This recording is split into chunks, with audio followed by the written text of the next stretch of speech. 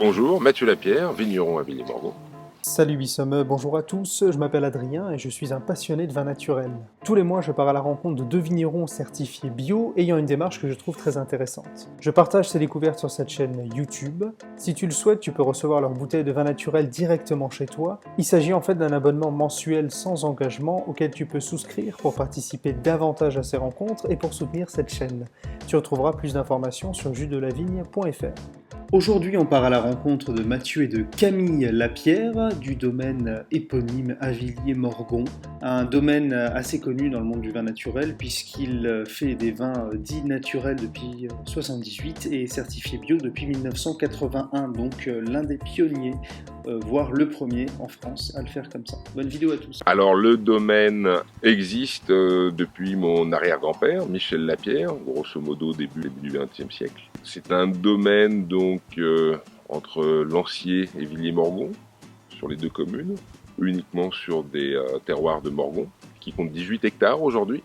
On cultive en agriculture biologique, certifiée par EcoCert, avec plus ou moins de pratiques biodynamiques, mais ça c'est tellement, j'allais dire, personnel entre les uns et les autres, qu'il y a quelques pratiques qu'on fait. Je dirais pas forcément la totalité de ce qu'on peut voir chez d'autres vignerons. On est sur une base de terroir très classique du Beaujolais, donc des schistes granitiques, en grosso modo qui ont 4 milliards d'années, donc l'époque de la première croûte terrestre à peu près sèche. Des terres qui n'ont jamais été sous les eaux, donc très peu de calcaire, voire pas du tout, sauf certaines zones très très spéciales dans le Beaujolais. Des sols qui n'ont jamais subi la glaciation non plus, donc l'évacuation des sables de granit de surface, de gore n'ont jamais été faites. Sinon, on pourrait trouver les Vosges, qui ont un peu la même nature de sous-sol, mais le Beaujolais n'a jamais été nettoyé, si on pourrait dire. Donc on est sur une terre très pauvre, assez ancienne, acide, ce qui convient bien au gamay, qui est quand même assez productif. Donc dans des conditions plus productives, on pourrait avoir une récolte moins intéressante. Donc le gamay, on va dire, trouve bien sa place sur ce genre de sol. On pourrait citer la Côte du Py. On a quelques vignes également au domaine, qui est un petit peu plus jeune, 500 millions d'années de moins. Ça, c'est des résurgences de bulles magmatiques qui sont revenues après du sous-sol, donc des granites un peu plus purs, des dits pierres bleues en général. Donc des roches un peu plus jeunes, mais également plus pauvres. Donc il y a une expression des terroirs un peu plus forte encore dans ces endroits-là.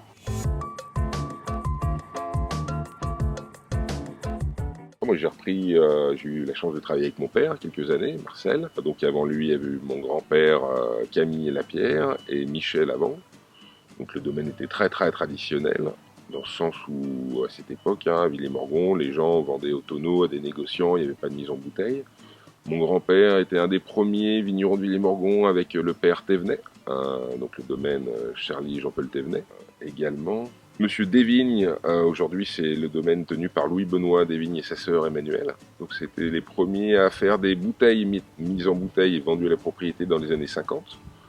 Donc le domaine avait la chance d'avoir une clientèle assez tôt dans le développement, on va dire, du Beaujolais, ce qui a permis à mon père d'avoir, on va dire, une marge de manœuvre assez suffisante pour avancer un peu plus dans ce qu'on appelle les vins nature. Euh, ce qui est pas, ça ne veut pas dire grand-chose, mais c'est plutôt une pratique des méthodes traditionnelles vraiment beaujolaises, la macération carbonique, sans intervention œnologique, mais en essayant de comprendre comment peut-on s'en passer sans que ça nuise à la qualité des vins. Parce que le soufre est arrivé, par exemple, dans les années en pratique régulière 60-70, contre un problème qui était la piqûre lactique. Les gens ne comprenaient pas forcément, ne savaient pas forcément éviter. Donc c'était une réponse facile à un problème, mais ça n'expliquait pas non plus comment éviter cette maladie, la piqûre lactique. Donc il y a quelqu'un qui s'appelle Jules Chauvet, que mon père a beaucoup consulté, on va dire, à une époque, pour comprendre tous ces points. Donc Jules Chauvet, qui était négociant à la chapelle de Guinchet, était aussi scientifique dans l'âme et travaillait pour l'INAO. Il a par exemple créé le verre à dégustation INAO que tout le monde connaît aujourd'hui. Et il a beaucoup travaillé sur la macération carbonique, les relations entre les bactéries, les levures et le développement de celles-ci dans ce milieu particulier qui est du raisin stocké dans du gaz carbonique. Et la manière dont on pouvait, par certaines pratiques hygiéniques ou de maîtrise des températures ou de volume, de poids, une certaine inertie dans la dynamique, auxquels il faut prêter attention pour pouvoir réussir ces macérations sans forcément avoir besoin d'intrants. Donc dans les années 90, mon père a fait des cuvées à nouveau sans soufre, sachant que pendant quelques années, il avait vinifié comme il l'avait appris à l'école, plutôt aux grandes dames de mon grand-père, mais lui-même n'était pas satisfait de la qualité des vins. Donc c'est vraiment par cet esprit, de volonté d'aimer les vins qu'il produisait, qu'il est revenu à des vinifications traditionnelles et on pourrait dire un peu lancer une mode des vins sans soufre nature dans le Beaujolais, sachant qu'en plus à l'époque il y avait pas mal de vins qui étaient vendus en primeur, donc l'utilité du soufre n'était pas vraiment un fait, donc c'était assez facile de présenter ce type de vin, on va dire, dans leur avantage. Avec Camille aujourd'hui, nous on continue de travailler dans le même esprit. On fait plus de primeur du tout, on fait uniquement des morgons et une cuvée de vin de France avec les parcelles les plus productives, les plus jeunes, qui sont souvent trop productives, donc on les déclasse dans cette cuvée, ce qui est assez pratique. Puis également toutes les parcelles qui pourraient avoir un accident climatique, une maladie, bref, un point qui ne nous satisfasse pas au niveau de la qualité pour faire des morgons. Ça sera déclassé dans les raisins gaulois. Donc, c'est un peu, on pourrait dire, un primeur déguisé, mais on a le temps de le faire. Il n'y a pas de date pour nous embêter.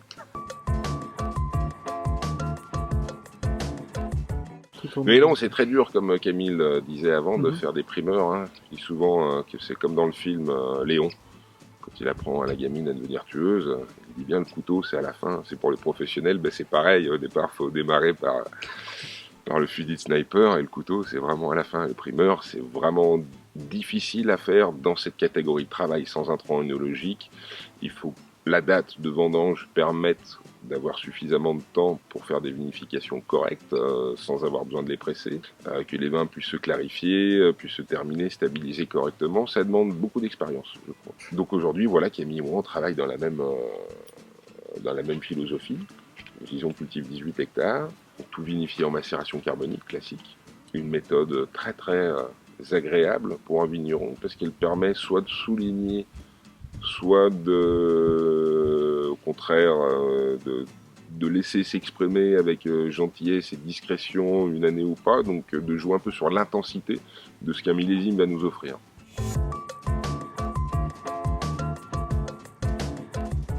Déjà 18 hectares en bio, c'est du boulot. À peine on a fini qu'il faut recommencer.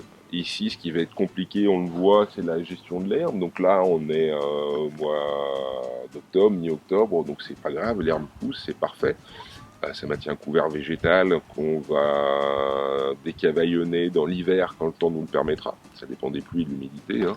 Ça va peut-être être en février, mars, avant la taille, si possible de préférence, pour déjà nettoyer sous le pied. Ensuite, toujours au niveau du travail du sol, on va ramener la terre qu'on a laissée au centre endurant sur les pieds en 2 ou 3 fois, afin de recouvrir les nouvelles poussées d'herbe qui pourraient être gênantes et puis pousser par la suite. Et après, pour rester propre, le printemps et l'été, jusqu'au 15-20 juillet, c'est ce qu'on essaye en général selon les saisons, on va passer des lames intercept et des griffes pour garder les rangs le plus propre possible. Si elle est propre, ça veut dire est-ce qu'il y a besoin de remettre un coup à la main? C'est ce que j'allais dire, souvent on vient fignoler parce qu'il y a des liserons qui vont être difficiles à enlever avec les charrues, qui vont monter, donc il y a besoin d'un travail un peu plus soigné, bien que les outils qu'on a aujourd'hui rotatifs, tout ça sont des outils très performants, on arrive à faire un très beau travail en travaillant très peu de sol, donc c'est pas vraiment du labour, hein, c'est du grattage de sol, c'est du jardinage, il n'y a pas de destruction de la couche humique, ce qui est très important. Voilà, nous le but c'est d'être, quand je dis propre, avec le minimum d'herbe au 15 juillet, parce qu'après on touche plus à rien. Et là on peut avoir un été sec ou pluvieux, on ne sait pas, et l'herbe peut revenir, et créer une concurrence assez forte avec la vigne, qui est déjà plantée à 10 000 pieds hectares. Nous on est tout planté à l'ancienne, c'est-à-dire à la densité maximum qu'on puisse faire dans le Beaujolais, afin d'avoir une concurrence entre chaque pied assez forte. Cette concurrence fait que chaque pied va produire de manière beaucoup plus raisonnée. Si on observe les pieds qui sont au bord des vignes, qui ont un peu plus de place, tout de suite on va avoir une récolte plus abondante et moins intéressante, qui va s'abîmer plus vite, qui va moins mûrir, donc c'est pas ce qu'on recherche du tout. Et si l'été est vraiment sec et qu'il y a un peu trop d'herbe, on peut voir la maturité être freinée par la concurrence de l'herbe à ce moment-là. Ouais. Donc nous, on essaye vraiment d'avoir des vignes avec le moins d'herbe possible autour du 15-20 juillet et après on n'y touche plus. Donc on va dire que ça démarre mars, avril, mai, juin, juillet, ça nous fait 5 mois où on va vraiment, selon le climat, devoir passer 5 à 10 fois, on va dire, ça peut être du simple au double, pour garder les vignes propres.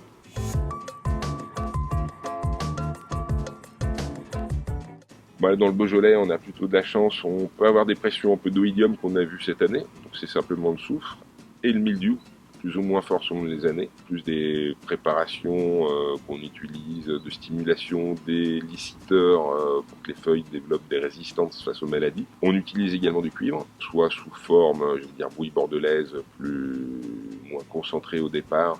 Si la pression se fait sentir plus forte, on peut être amené à utiliser des hydroxydes, donc des cuivres qui sont, je crois, à 30% les hydroxydes, le cuivre métal dans la préparation. Ça dépend vraiment des années, sachant qu'en bio, on ne peut pas dépasser ces 4 kilos qui sont sur 5 ans. Donc il faut être vigilant quant aux doses utilisées, mais c'est largement suffisant dans le Beaujolais pour arriver à contenir des attaques de mildiou. Mais il faut réserver les traitements au bon moment.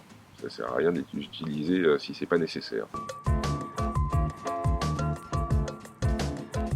J'ai eu la chance de pas mal voyager plus jeune, j'étais cuisinier. Donc je suis revenu en 2004. Moi, j'ai travaillé par exemple pour Éric Fréchon, Bristol, à Paris, donc dans des maisons assez haut de gamme où on avait la chance de travailler des beaux produits, d'avoir une clientèle assez aisée, donc de pouvoir travailler, faire des belles choses, c'était très intéressant. Ça m'a permis de voyager pas mal quand on est cuisinier français, c'est un passeport assez facile pour trouver du travail de partout. Et ça m'a appris beaucoup de choses aujourd'hui pour mon métier de vigneron. Parce que c'est un peu la même chose, on n'a qu'un service par an, il dure 3 mois. Les cuves sont un peu plus grosses que des casseroles, mais grosso modo, la relation reste la même. C'est un produit en cuisson, mais en fermentation. Mais quand il y a des cuves qui fermentent ou des cuissons qui ont lieu, c'est mentalement, on les gère de la même manière. C'est un peu comme un échiquier où tout se déplace. Donc gérer une vinif, gérer un service, ça fait appel un peu aux mêmes réflexes, aux mêmes instincts. C'est assez proche finalement, avec un rythme beaucoup plus agréable. Les gobelets qu'on a ici sont particuliers. Marcel avait déjà développé un type de taille, moi que j'aime bien. Du coup, c'est des gobelets montés. C'est pas des gobelets qui démarrent au ras du sol. On va avoir un tronc, j'allais dire, de 8-10 cm en dessous du nœud duquel vont partir les cornes du gobelet, ce qui permet aux outils de travailler en dessous. Donc le gobelet a des avantages qualitatifs de gestion de la récolte. Les vignes qui sont faites en des tailles un peu plus faciles, comme la taille Guyot ou Roya sur du gamay, ça fait une production plus importante qui ne m'intéresse pas forcément. Je veux dire, ça c'est au niveau de la concentration des raisins. On est à 10 000 pieds hectares, on peut voir maintenant des vignes à 6 000 pieds taillées à la bourguignonne en cordon. Ça fait beaucoup de vendanges par pied. C'est pas forcément ce qui est le plus intéressant. Après, le gobelet présente la problématique du travail, du sol et des outils. Mais si on est sur des gobelets montés, c'est quand même beaucoup plus facile. Ça reste quand même délicat, c'est bas, il y a des cornes un peu de partout, c'est biscornu, les outils peuvent se prendre dedans. Nous, on essaie de les profiler un peu comme des chandeliers à 7 branches, dans le sens du rang, pour que les cornes ne gênent pas les outils. Si jamais on regardait un rang, par exemple, dans ce sens-là, on verrait bien que le tracteur aurait du mal à passer. Si on regarde dans ce sens, on voit que les cornes sont profilées quand même dans un espace.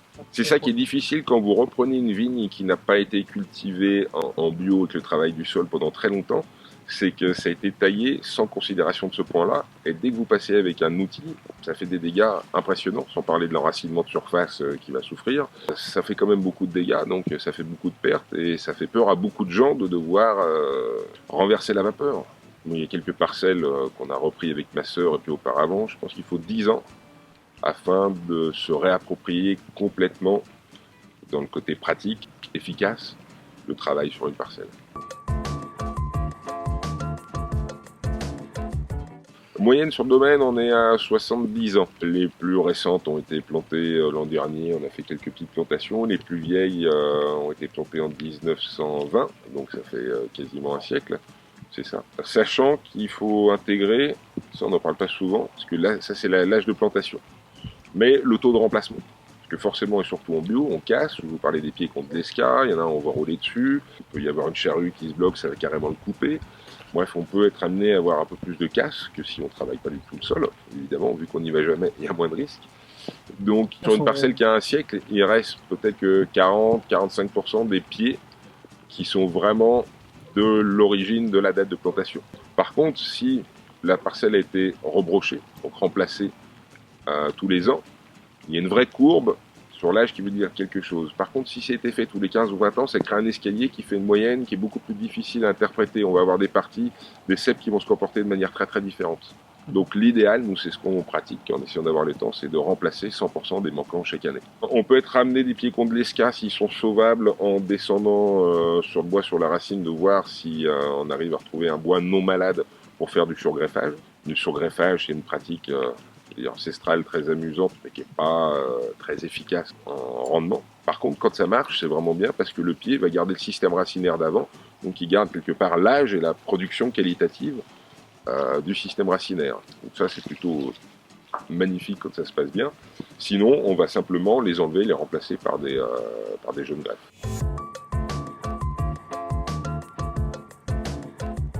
S'il y a encore quelqu'un qui s'actualise, il faudrait me le présenter. Mais en effet, on va dire que plus jeune, j'ai vu des récoltes où la maturité était péniblement atteinte au mois d'octobre. On pourrait dire que pour ces dernières années, le Beaujolais de bénéficier d'un ensoleillement un peu plus fort. Après, il y a eu des extrêmes comme 2015, des millésimes comme ça qu'on ne reconnaît pas trop dans le Beaujolais, où ça fait le Beaujolais du Pape, pardon. Donc on se perd un peu dans la richesse, ramasser des parcelles à plus de 15 degrés alors qu'on atteignait difficilement les 12,5, 10-15 ans auparavant. C'est un peu bizarre à gérer. Je ne sais pas de quoi l'avenir va être fait, mais vraisemblablement on voit que des dates de vendange en moyenne qui avancent.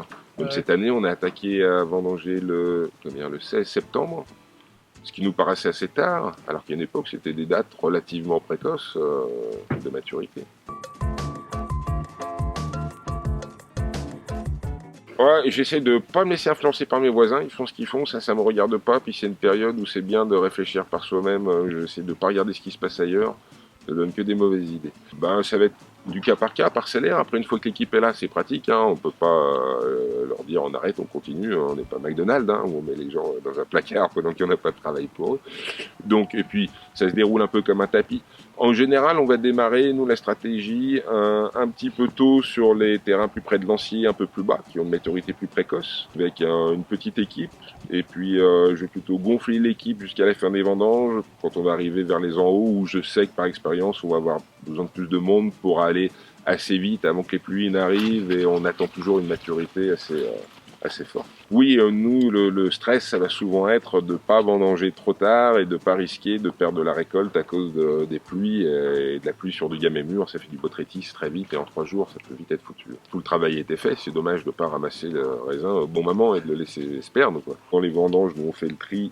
On n'a pas de table de tri. Ouais. Sur le pied, le gamay est tellement, je veux dire, fragile qu'une fois qu'il a été manipulé, mis dans un seau, dans une benne, enlever des parties abîmées, c'est beaucoup plus complexe. Le geste efficace, ça me paraît être le geste du départ. Donc on coupe la grappe et on va enlever tout ce qui est abîmé, tout ce qui a l'air bizarre, tout ce que, quand un vendangeur a goût, il faut le goûter. C'est simple, c'est gastronomique. Alors des fois, il y a des grappes qui peuvent avoir un peu de botrytis, puis se met à faire beau. Ce botrytis sèche, les poils blancs disparaissent, et le raisin va confire un peu en dessous comme des raisins de Corinthe. Là, il peut avoir des qualités intéressantes. Mais il suffit qu'il repleuve un tout petit peu dessus et c'est reparti, et c'est foutu, ça devient vert, faut tout couper, c'est des moisissures qui se mettent dessus. Donc c'est un stade sympathique, mais c'est assez rare de le trouver vraiment. Moindre baie qui va être atteinte d'un mauvais goût, d'un goût de champignon dû au botrytis, d'un goût de sec dû à des coups de soleil, ou à du mildiou qui a séché une partie de la grappe, etc., va se diffuser dans la cuve. Donc, c'est pas possible. C'est pour ça que sur le tri, pendant les vendanges, on est très rigoureux. C'est pour ça que moi, je vendange avec des équipes que je loge, que je connais depuis longtemps, parce que on n'est pas là pour aller vite, on ne cherche pas aller doucement non plus, mais on est là pour faire un travail qualitatif. Alors, il y a des années, c'est magnifique, il n'y a pas de tri. Ça arrive une fois tous les 10 ans. Sinon, il ne faut pas rêver, il y a toujours eu un petit coup de grêle à un moment donné qui a mis une partie des grappes 2 mois avant, puis ça crée des dégâts. Enfin bref, il n'y a jamais d'année sans tri du tout. Donc il pleut pas mal, je pense qu'on a déjà parlé de pas mal de choses. Si tu as d'autres sujets que tu veux aborder, on peut peut-être se mettre à l'intérieur.